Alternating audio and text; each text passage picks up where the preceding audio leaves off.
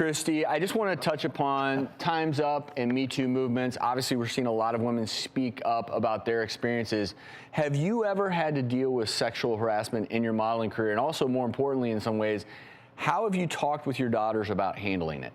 You do have to develop kind of a thick skin, you know, as they say. I escaped any kind of, you know, photographers coming on to me or whatever, but you do have to be, you know, aware in any business of that and make sure that your daughters are prepared to be able to stand up to somebody when it doesn't feel right and when it doesn't feel comfortable, not to feel like you need to be polite and, you know, that you can speak your mind. So it sounds as though maybe you stood up to a few people along the way.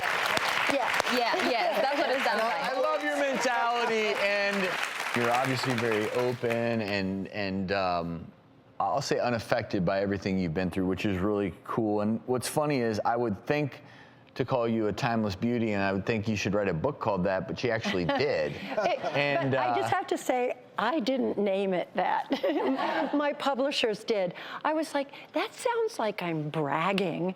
And so I said, but I'll agree to it, because if it's one thing that all women have in common is we never have enough time. We're all essentially timeless. So I said, okay, I'll go with Timeless Beauty. And that's the name of her book. And you're all beautiful. If you all want to know more about Christie's health and wellness routine, everyone in the audience is in luck, because you're all going home with her New York Times bestseller, Timeless Beauty.